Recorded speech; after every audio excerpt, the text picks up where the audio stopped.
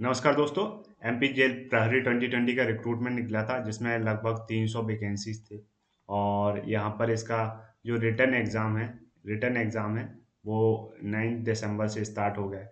तो MP jail प्रहरी में क्या होता है कि रिटर्न एग्ज़ाम होता है। रिटर्न एग्ज़ाम अगर आप क्लियर कर जाते हैं तो उसके बाद शारीरिक माप परीक्षण और शारीरिक प्रवीणता टेस्ट के लिए आपको अपीयर होना होता है।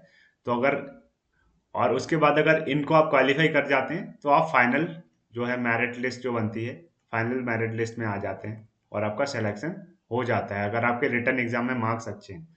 तो दोस्तों 9 दिसंबर से इसका एग्जाम शुरू हो गया है और अगर आपको लगता है कि आप कट ऑफ पार कर रहे हैं तो आप इनकी तैयारी भी स्टार्ट कर दीजिए। आगे हम समझेंगे कि शारीरिक माप परीक्षण और शारीरिक प्रवीणता टेस्ट में क्या क्या आपको करना होता है। चलिए स्टार्ट करते हैं।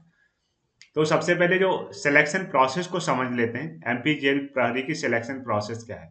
तो इसमें दो लेवल पे सिलेक्शन होता है। लेवल वन पे रिटन एग्जाम है, ये रिटन एग्जाम है। रिटन एग्जाम में 100 मार्क्स का एक पेपर रहेगा जिसमें 100 एमसीक्यूज होते हैं, मल्टीपल चॉइस क्वेश्चन, मतलब ऑब्जेक्टिव टाइप। इसमें एक क्वेश्चन चार ऑप्शन होते हैं, आपको एक करेक्ट ऑप्शन सेलेक्ट करना होता है। और इसमें डिफरेंट डिफरेंट सब्जेक्ट्स होते हैं जैसे कि हिंदी हो गया, मैथ्स हो गया, रीजनिंग हो गया, जीके हो गया और ये सारे सब्जेक्ट्स। रिटन एग्जाम अगर आप क्लियर कर जाते हैं, आप minimum cut off marks clear कर जाते हैं, तो दोस्तों 9 दिसंबर से बहुत सारे लोगों ने एग्जाम दे दिया है। और अगर आपको पता करना है कि एक्सपेक्टेड कट ऑफ कितना रहने वाला है, तो यहाँ पर आई बटन पर एक वीडियो दिया गया है। यहाँ पर जो आई बटन है इस पर क्लिक करिए। इस पर एक्सपेक्टेड कट ऑफ का एक डिटेल एनालिसिस दिया गया है कि 2020 में कट ऑफ कितनी रहने वाली है। तो इस वीडियो को देखिए और देखिए अगर आप कट ऑफ क्लियर कर रहे हैं तो आप लेवल 2 की तैयारी अभी से स्टार्ट कर दीजिए। लेवल 2 में दो तरह के एग्जाम होते हैं, शारीरिक माप परीक्षण एवं शारीरिक प्रवीणता टेस्ट। तो इन दोनों को मैं आगे डिटेल में बताऊंगा आपको। तो सबसे पहले देख देख लेते हैं कि शारीरिक माप परीक्षण में क्या क्या होता है। तो उसमें दो लेवल पे एक कैंडिडेट को जज किया जाता है और दो कैटेगरी से, पुरुष और महिला। पुरुष की हाइट है 165 सेंटीमीटर और महिला की हाइट है 158 सेंटीमीटर। साथ में सीना जो होता है वो सिर्फ मेल कैंडिडेट के लिए है 83 सीना होना चाहिए आपका बिना फुलाए। साथ में दो तीन और इंस्ट्रक्शन दिए गए हैं कि आवेदक की दोनों आंखों की दृष्टि समान होनी चाहिए। जो भी कैंडिडेट है उसकी दोनों आंखों की दृष्टि समान होनी चाहिए। रीजन क्या है, आप पुलिस में जा रहे हैं तो पुलिस में उस तरह के काम आपको करने पड़ेंगे जो फिजिकली जिसके लिए आपको फिजिकली फिट होना आवश्यक है। तो आपकी आंखों की दृष्टि सामान्य होनी चाहिए। साथ ही अभ्यर्थी को शारीरिक रूप से अपंग नहीं होना चाहिए, मतलब आपको हैंडीकैप नहीं होना है। आप फिजिकली फिट होंगे तभी पुलिस में बेहतर काम कर पाएंगे। तीसरा पॉइंट है कि अभ्यर्थी में नौकनी अथवा फ्लैट फुट एवं कोई दृष्टि दोष नहीं होना चाहिए। तो अगर आप चिकित्सकीय दृष्टि से योग्य, मेडिकली फिट होना भी आवश्यक है। तो ये आपके शारीरिक मापदंड हो गए। अब देख लेते हैं शारीरिक प्रवीणता टेस्ट के लिए। तो शारीरिक प्रवीणता टेस्ट में दो तरह के कंपटीशन होते हैं। एक तो होता है 800 मीटर दौड़ और गोला फेंक, और दोनों के लिए तीन कैटेगरीज बनाई गई हैं। तीन डिफरेंट कैटेगरीज में सारे कैंडिडेट्स को जज किया जाएगा, पुरुष, महिला और भूतपूर्व सैनिक एवं होमगार्ड। इन तीनों के लिए पैरामीटर्स अलग अलग हैं। पुरुषों के लिए है 2 मिनट 50 सेकंड 800 मीटर दौड़, महिलाओं के लिए 4 मिनट और भूतपूर्व सैनिक एवं होमगार्ड के लिए 3 मिनट 15 सेकंड।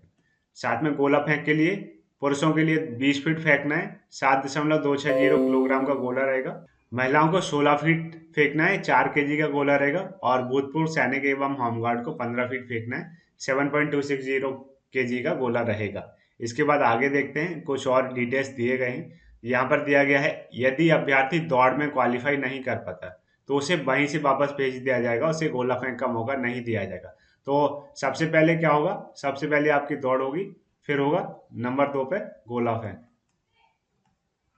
साथ में अगर आप शारीरिक मापदंड में भी क्लियर नहीं कर पाते हैं तो आप क्लियर नहीं कर पाएंगे। आगे दिया गया है कि शारीरिक जो प्रवीणता परीक्षा होगी केवल क्वालिफाइंग है, मतलब ये सिर्फ क्वालिफाइंग नेचर की है। मेन जो आपका अभी भी रिटर्न एग्जाम है, मैंने आपको बताया था कट ऑफ का जो एनालिसिस किया था कि रिटर्न एग्जाम बहुत ही इंपॉर्टेंट है, आपको उसे ठीक से क्लियर करना है। तो आप रिटर्न एग्जाम क्लियर कर जाते हैं, बहुत अच्छे मार्क्स ले आते हैं और फिर आप पीएफटी जो आता है आपका फिजिकल फिटनेस टेस्ट, उसमें क्वालिफाई कर जाते हैं तो आप मेरिट लिस्ट में आ सकते हैं। ठीक है। तो इसको सिर्फ क्वालिफाइंग नेचर के तौर पे देखना है, लेकिन इसकी तैयारी हमें जोरों से करनी है, बिकॉज इसमें क्वालिफाई करना तो जरूरी ही है। परीक्षा परिणाम से उम्मीदवार को तुरंत ही मौके पर अवगत करा दिया जाएगा। जिस दिन भी आप पीएफटी देने गए हैं जहां पर ग्राउंड पर, आपको वहीं पर रिजल्ट्स पता चल जाएंगे कि आप इसके लिए क्वालिफाई करे हैं कि नहीं करे हैं। साथ में जो आपकी शारीरिक नापजोक एवं प्रवीणता परीक्षा का वीडियो रिकॉर्डिंग किया जाएगा, कि अगर आपको बाद में कोई ऑब्जेक्शन हो रहा है तो आप उसका अपील कर सकें। ठीक है।